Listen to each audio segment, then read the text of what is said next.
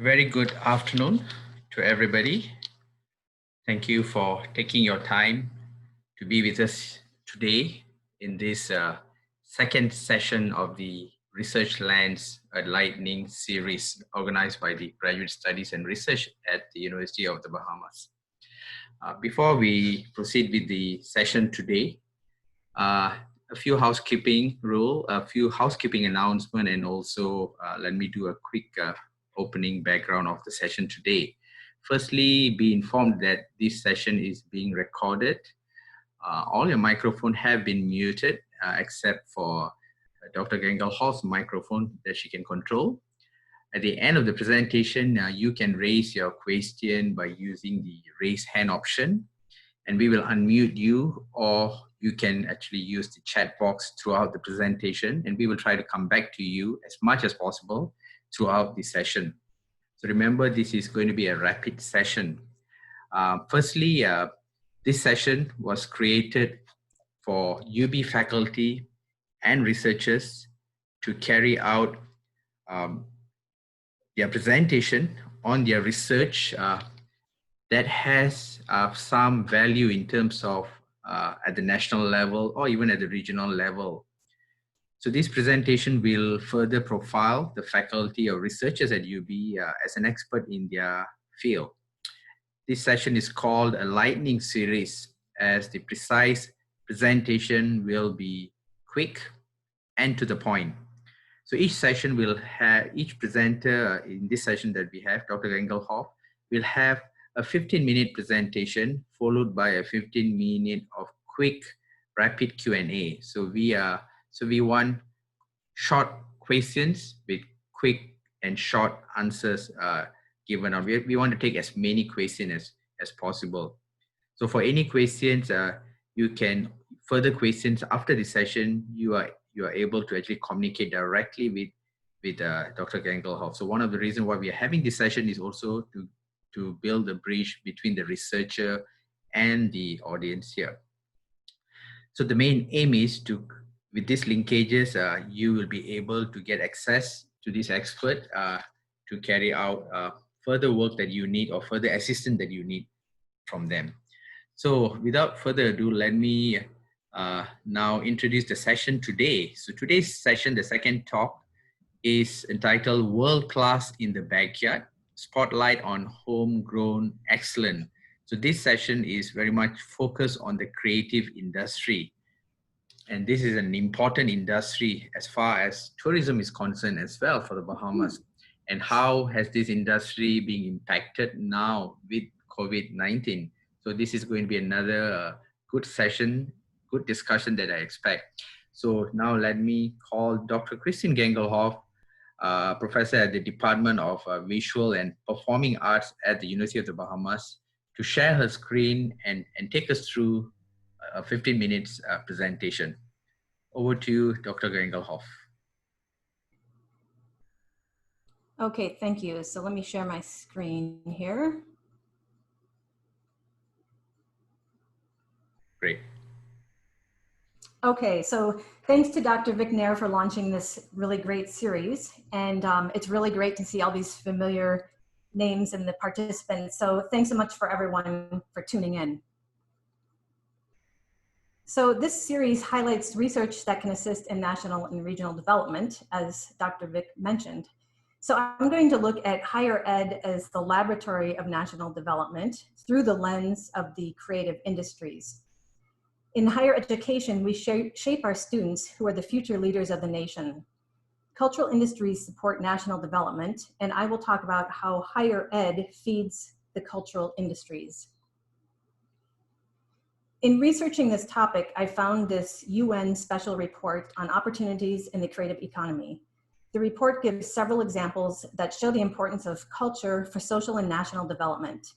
It also describes, quote, how extension of rights and opportunities for artists and creative entrepreneurs can enhance efficiency in the cultural field as a whole, end quote.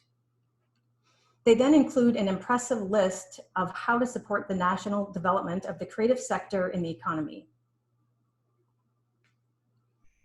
I always tell my students not to have slides with a bunch of text, so I won't stay here long, but I just wanted to show you the UN's very effective list of key points to develop the creative sector.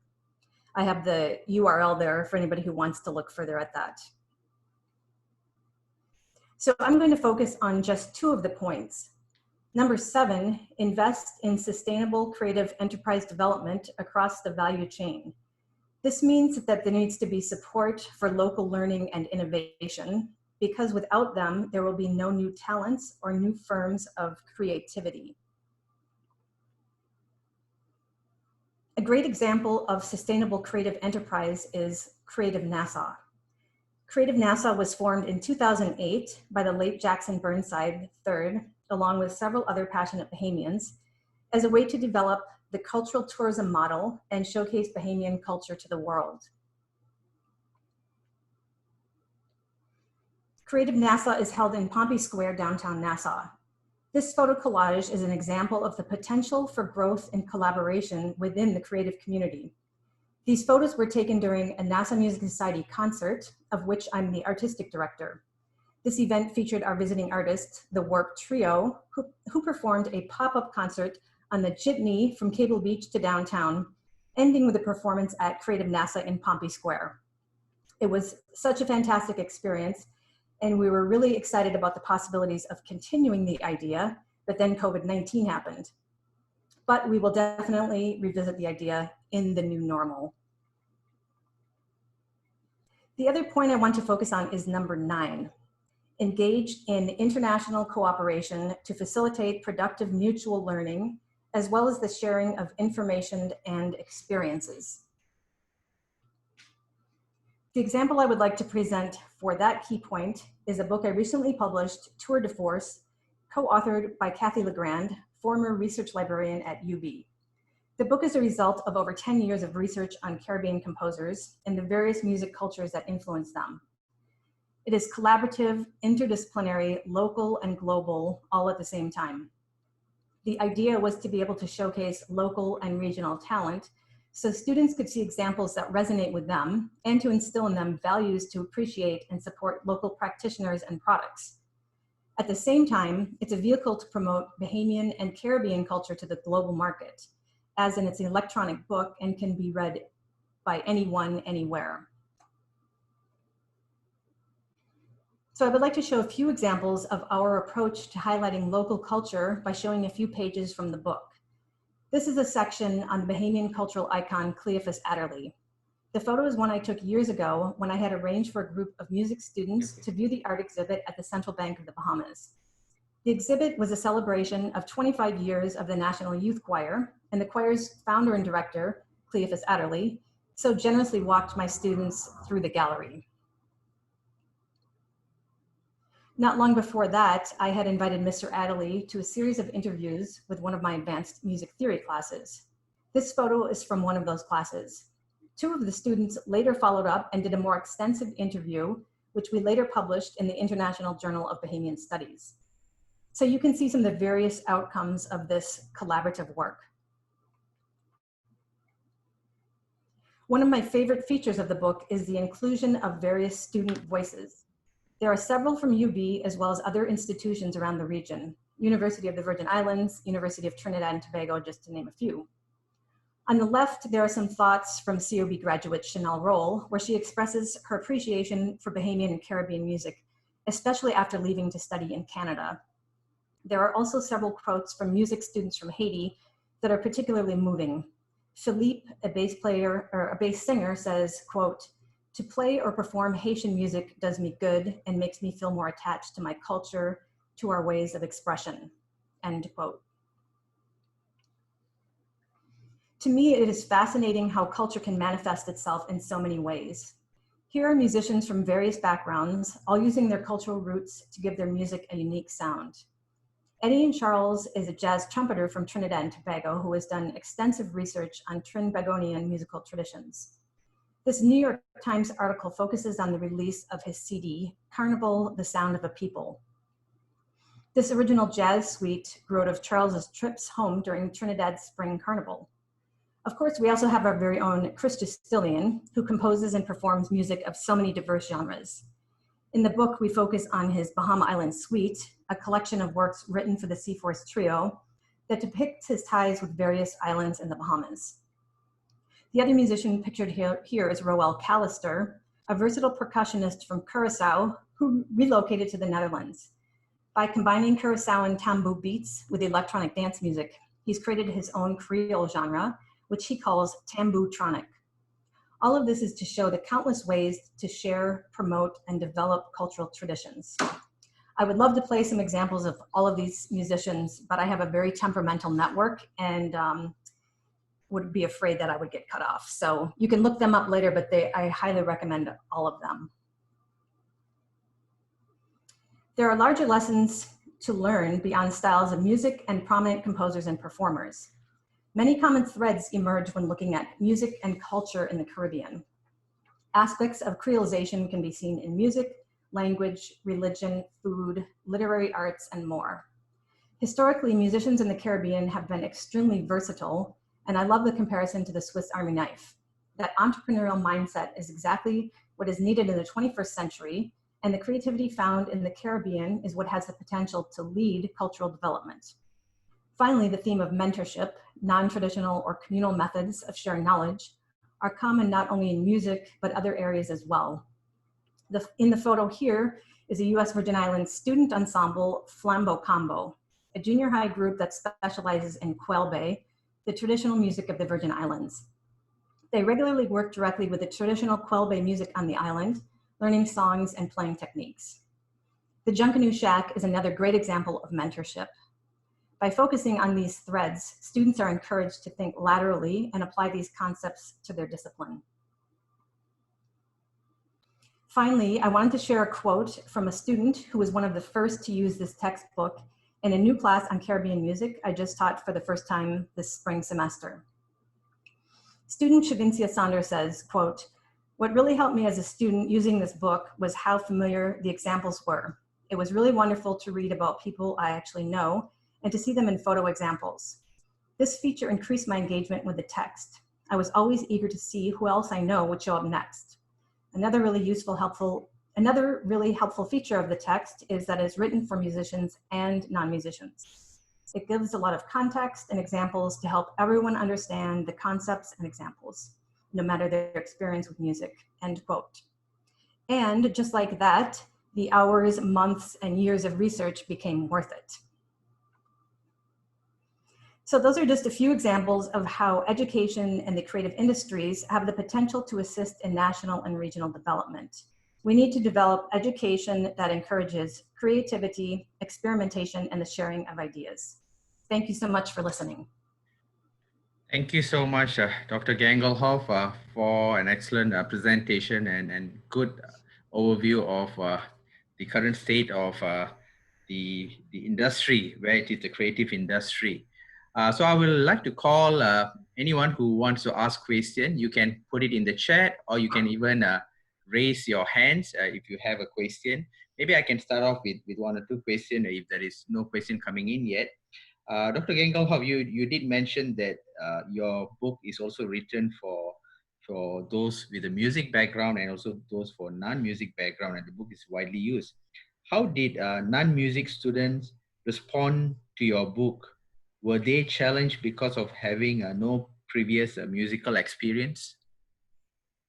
Yeah, that's a great question. So we designed the book so it would be useful for both music students and non-music students.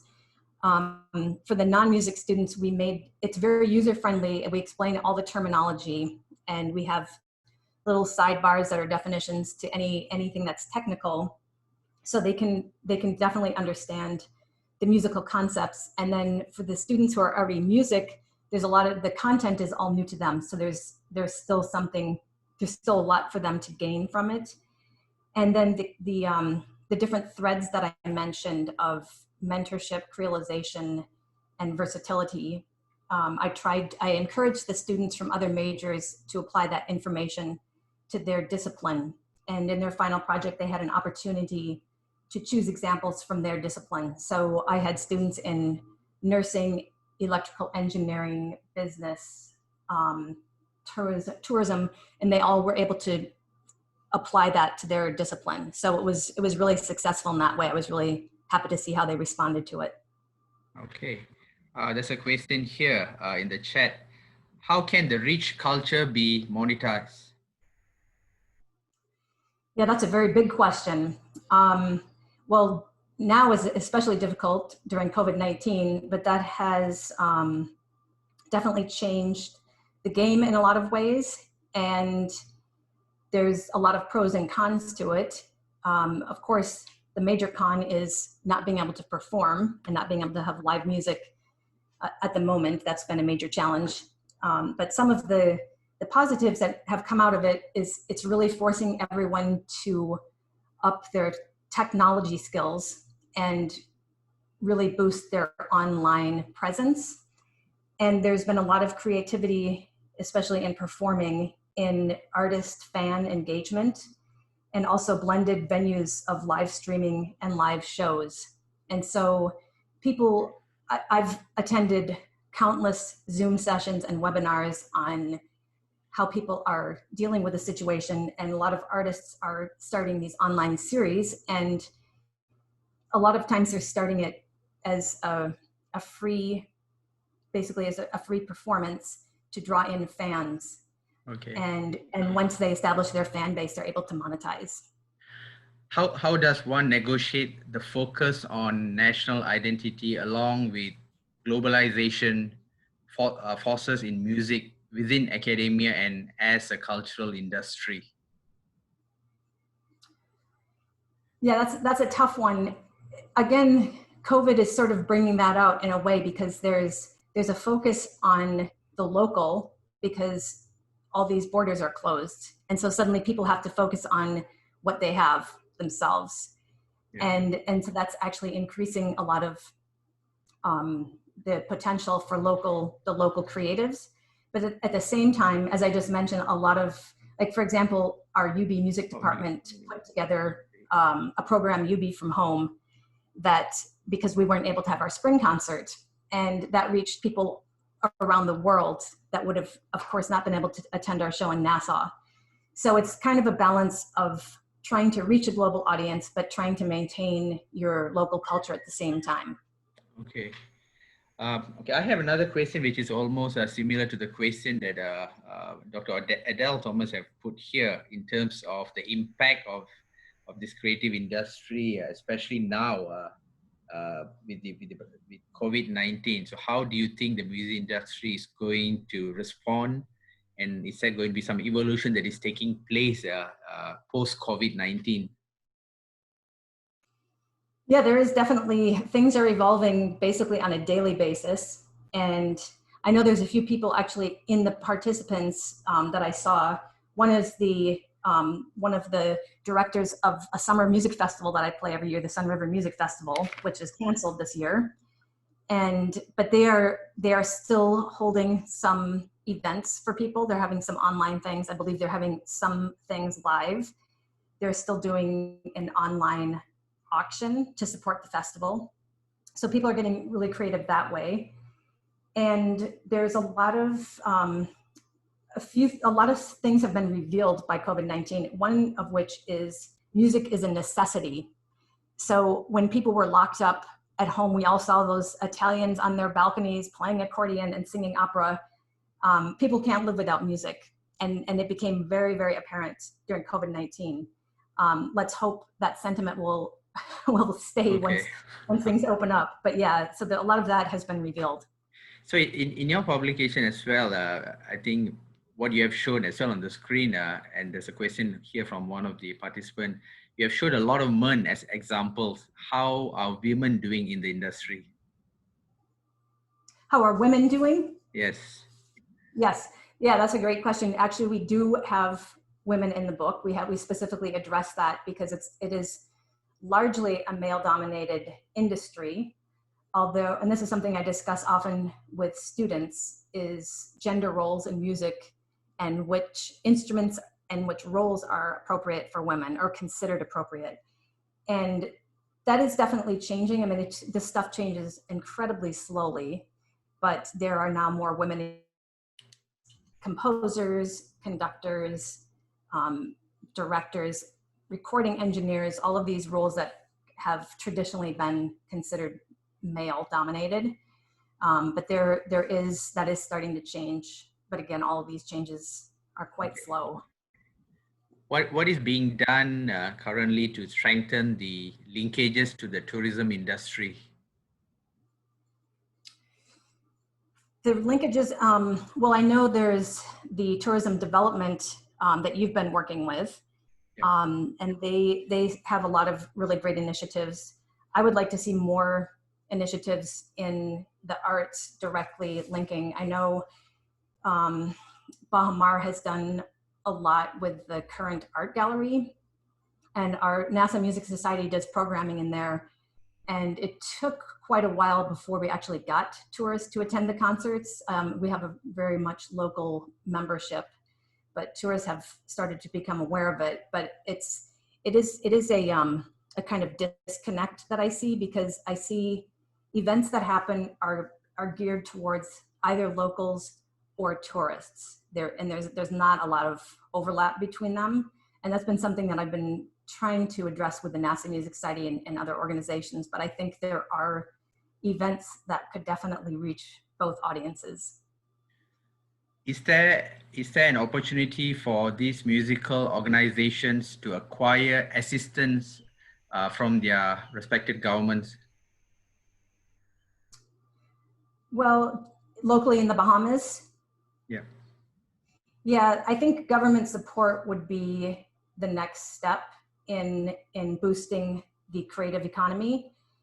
There aren't a lot of government initiatives, and most of the funding that's available is from private organizations. There's Charitable Arts Foundation, which is very helpful to the artistic community, but there aren't really government initiatives, and that would be something that would be very welcome, and it would definitely boost the creative economy. Okay. You mentioned the need for the creative art. It is often seen by the powers that be as superfluous. What can we do to change this mindset? Yeah, it's seen as superfluous until they need it for something. And there's always music needed for events, elections, any kind of thing. They're always running to get musicians to perform. And as in all of the arts, it's always, we're always given the line, it's a great opportunity, it'll increase your visibility, and everybody gets that. But basically, I mean, I think some of the things that we need to do to move forward are, one thing is just collecting data and getting facts. And I know, I believe I saw Pam Burnside in here, and she was involved in distributing a survey that was about how COVID-19 impacted the artistic community. And I would be really curious to hear the results of that. But I think reporting hard facts and data to policymakers is how to make change happen. Let me see. There's a question on orange economy. We have an orange economy subcommittee for the ERC, and we are covering all of the different creative genre to deal with the resilience and sustainability of this field in local as well as tourism. Government has expressed their commitment to this as well. So this is just a comment that is given by one of the participants here. If you want to respond to that. Yes, I'm guessing that must be Pam Burnside. Yes, indeed. Okay, excellent. Well, thank you so much, Pam, because I was actually going to ask you that question either here or privately, but that I was really, really happy to see that survey circulating, and hope that that can lead to something, because that's exactly, all these sessions that I've been part of have all been doing initiatives like that, gathering data, seeing how musicians and artists are impacted by this, and what resources they need, what resources they have, and because we need all of this information in order to actually make a change. Do you see an increased desire in the students to globalize the local music culture and creativity as a result of this book? Yes, I would say so. They, like the student that I mentioned in one of the pages, she's in the book, Chanel Roll. When she left, she went to Memorial University of Newfoundland, and she was really proud to perform a lot of Bahamian and Caribbean music up there. And she really, and she really got a lot of positive feedback from it. And I think she actually did her master's or a thesis on the topic. So they are definitely, and I encourage students to really promote their music when they go abroad, because there is a great interest in it, and people are very interested in learning about their culture. And if you can present it in that way, it's generally embraced. If anybody wants to get access to your book, how can they get access to it? Well, we'll have one copy it's a digital book, but it's also print on demand. So we are giving one hard copy to the university library. So there'll be one housed in the library. And then it's also available on Amazon and Kindle, basically all of the digital platforms. Okay, so they just need to type the title and your name. I think you should be able to find the book. Yeah, exactly. Are there any organizations which have set up or will be setting up online presentation or series of performers and creatives from within the community to add their work to the general public? Is that any organizations locally? Yes, locally. Set up online presentation of their performers. The only one I know locally, we have been discussing this. I know tourism had a series. I don't know if it's still going on, but I think it was called the Takeover series. And they had a series of performers. I know Patrice Morel performed, and I don't know if anyone else in the group knows who else performed on that, but that was a series from home where the artist would perform about an hour-long concert. And that was basically on their social media platform. That's the only one I'm aware of from the Bahamas. There's a ton globally that are happening.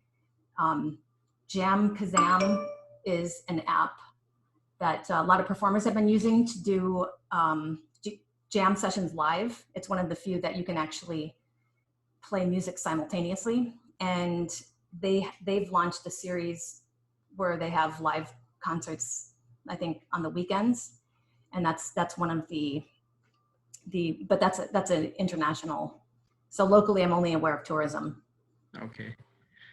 Thank you to Dr. Paul Jones, who have given us the link to the book, Amazon link. So those of you who want to get access to the link, it's there on the screen. At the same time, you can also email Dr. Gangelhoff. I put the email on the screen, or you can even email us directly at research@ub.edu.bs. It's the same email that you would have got response for your registration. So we are sharp on the dot. Thank you for all the questions. Is there any other final question? Maybe someone wants to ask, want to raise hand and wants to say something. You're free to do that as well. And I can unmute you to ask your question directly to Dr. Gangelhoff.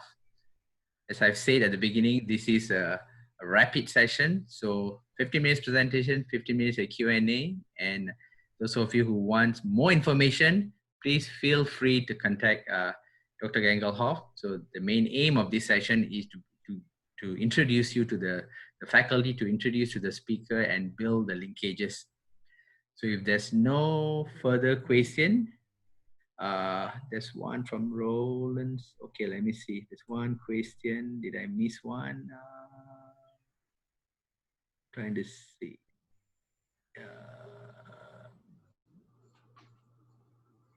Roland.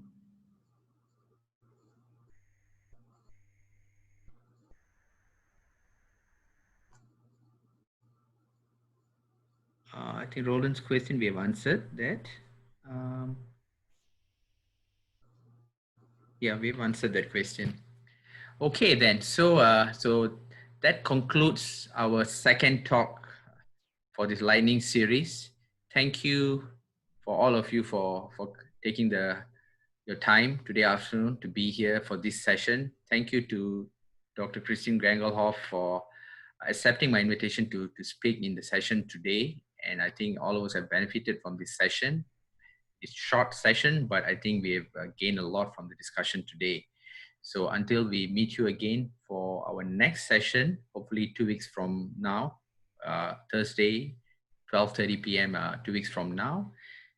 Take care, stay safe, and see you all soon. Bye-bye. Thank you.